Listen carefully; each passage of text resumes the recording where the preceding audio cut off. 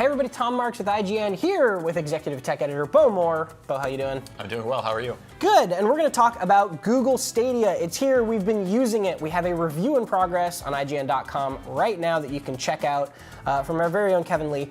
And what do we think about it? I guess this is still early, right? We haven't had a ton of time with it, and there's going to be a lot of features coming on launch day, which is why we're doing a review in progress. But Bo, you and I have gotten a little bit of time to play with it. What are your thoughts so far? Yeah, so Stadia so far, it's very early days, but the biggest takeaway is that it's very, very impressive. Kevin, myself, Tom, we've all been kind of blown away by how good it looks. Yeah.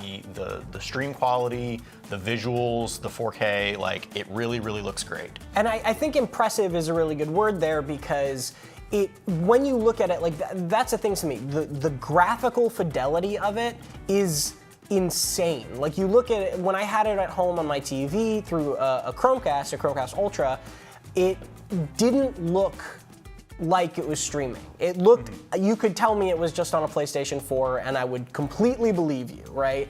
And I think that's what was really, really impressive. What about though the other side of the coin, which is not just how it looks, but how it actually feels to play it, the latency, that sort of thing? Yeah, so with this being a streaming service, the signal is being sent from your controller up to the Google servers, getting beamed back to your TV or your phone or computer, whatever screen, yeah. Chrome supporting screen that you're playing on.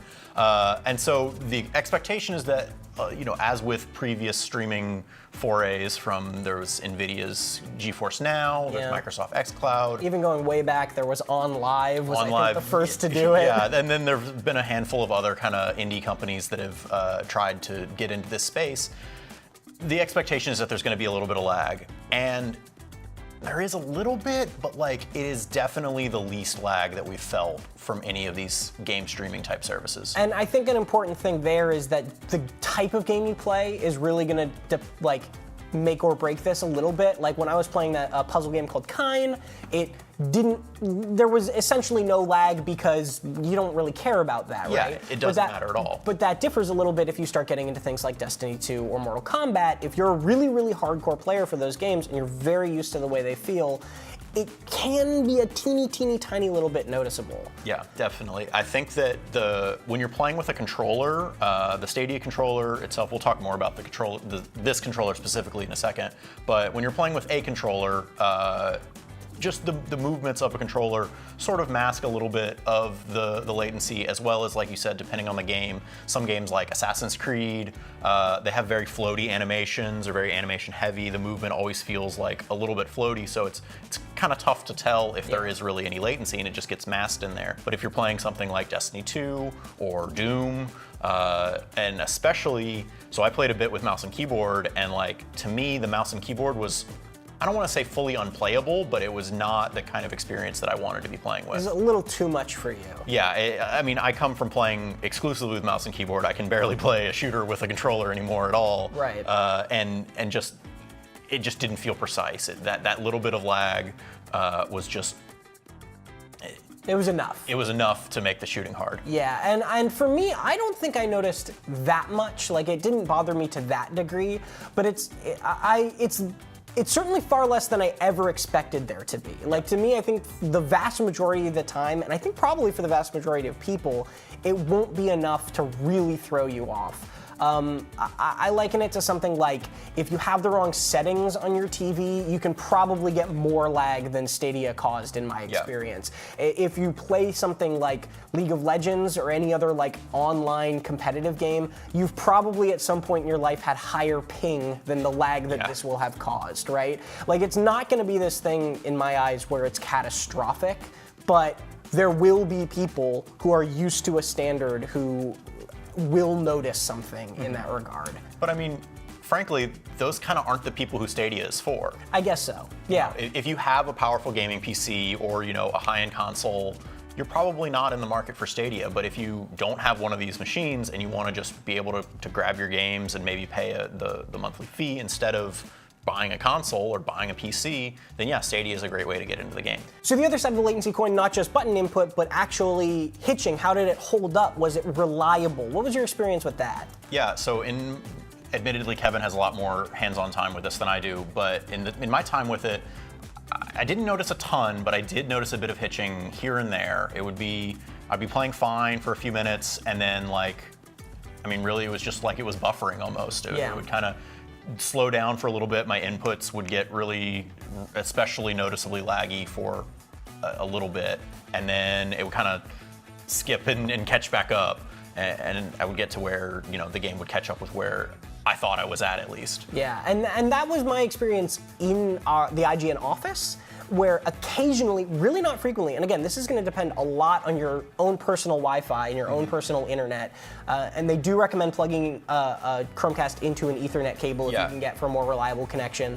But at the office, it was like perfect most of the time, and then occasionally like that, right? It would just like freeze for a second and then put you back into a different spot, which is not good. Like that's really not a good thing. But it's something that it could be our Wi-Fi to blame. Like it could be the office, like somebody else was uploading a video or something. And when I tried it at home, I didn't get that at all, right? And I have a pretty decent internet connection at home. I think I have like a 125 megabit connection at home, and so it's not like slow internet by any means, right? They recommend 25 for 4K. Yeah, they say Google recommends 5 megabits is like the minimum for, and that'll do like 720p, and then 35 megabits per second is the recommended for the 4K. And so if you're above that, you should be good. So we saw some hitching and we saw some drops like that, but there wasn't as much of a rhyme or reason to it as I could really tell. And any amount is pretty bad, but in some experience, it was fine for me, and in another experience it wasn't. And I think that's,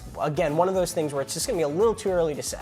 Yeah, it's, again, the kind of thing that will matter a lot depending on the kind of game you're playing. If you're playing like a single player game, it sort of doesn't matter if it hitches for a second, but like if you're playing Destiny, you're in the middle of a match, matters a lot. You don't want to be lagging. Same thing with Mortal Kombat or any sort of competitive online game. Yeah, and an important note here is that we have been playing this ahead of release, and that's why we're doing a review in progress, because we want to test it in a live environment with a lot more people using the servers, taxing the system, all that sort of stuff. So we'll have to see kind of how that shifts going forward, headed into our full review. But let's talk about the thing in your hands right now too, which is the Google Stadia controller. This comes with the Founders Edition, but otherwise it's going to be, I think, $69.99 on its own. I believe so, yeah. How's your experience been with this? I know you said you're a mouse and keyboard guy mainly, and I usually am too, but what are your thoughts on the controller? True, so the controller, it feels a lot like just feels like a DualShock or the Nintendo Switch Pro controller.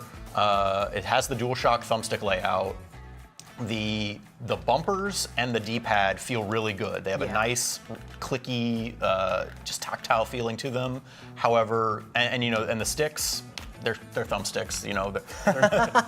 I say that like compared to something like the Microsoft's Xbox Elite controller, which has you can customize the thumbsticks and do all sorts of really advanced things there. It's not quite up to that standard, but compared to just your standard $60 controller or even $40 for just a regular like Xbox One or DualShock controller, they're fine.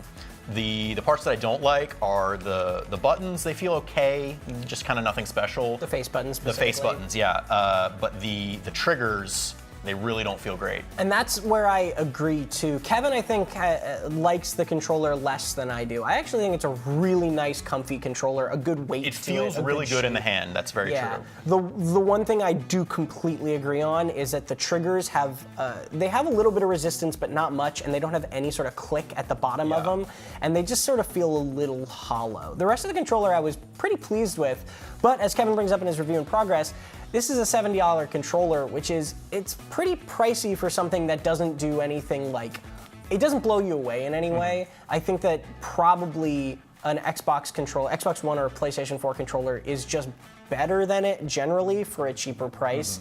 And so that's like a little bit of a tough pill to swallow. The one thing that the controller does have going for it is it has Wi-Fi built in. Right. So when you're playing with the Stadia controller, when you press a button, the controller sends its signal straight to the Google servers, which then beams back the image to you. Whereas if you're playing with an Xbox or a PlayStation controller or anything else, the path is one step more of it goes from signal from the controller to your PC or whatever you're playing on, then to the server and then back. So it's just that tiny one little step further that Kevin at least said that he didn't really notice anything different playing one way or the other, but maybe down the line, and maybe if when the servers are more strained with in a live environment, one of the reasons why we're delaying our final review for a few days, maybe that will make a difference, that playing with the Stadia controller actually does get you less of that lag. Yeah, it's a really interesting concept that the controller itself can actually connect to the Wi-Fi. Is a very odd thing, but it does give it that sort of that little bit of a difference there, a little bit more of a difference, I should say. A couple of the things that we wanted to touch on too, and this is sort of the biggest sticking point for me with Stadia, and for I think Kevin as well. There's a lot missing right now. There really is. There's stuff that's still waiting. We're still waiting till launch day for, which is stuff like Bluetooth controller support, being able to use voice communication. That stuff is coming at launch. But some stuff that I have a list here from Kevin's review of just like a bunch of stuff that's not going to be at the Founders Edition launch, which is achievements won't be there. Only Chromecast Ultras that come in the Founders Edition will work at launch. The Founders Edition Buddy Pass won't be available immediately. Stream Connect, State Share, Crowd Play, those features won't be available immediately. You can't use the Stadia controller wirelessly except with a Chromecast Ultra at launch. If you're playing with the phone here, which this is this nice little accessory that Google has, I can't remember if you have to buy this extra or if it comes in. I don't think it comes in the Founders Pack. No, I believe it's extra. But so yeah, if you're playing on your phone, you actually have to run a cable, a USB-C cable from the controller to plug into your phone. Yeah, there's a lot of things. There's other things like the video capture isn't going to be available right at launch. 4K web browser streaming isn't going to be available at launch. There's a lot of things where this feels very much like almost like an early access launch for Stadia. And I guess that was part of the point, because eventually Stadia is going to be free for the 1080p version. You won't even have to pay a monthly subscription to actually get access to the service. And this feels very much like they call it a Founders Edition, and I think that's really what it is people who want to get in early, expect sort of some rocks along the way. And beyond that, you'll probably have a pretty good time with it, but it's gonna have some issues to start. And we've seen those issues, and we're gonna try to see kind of if they get better or worse going forward as well.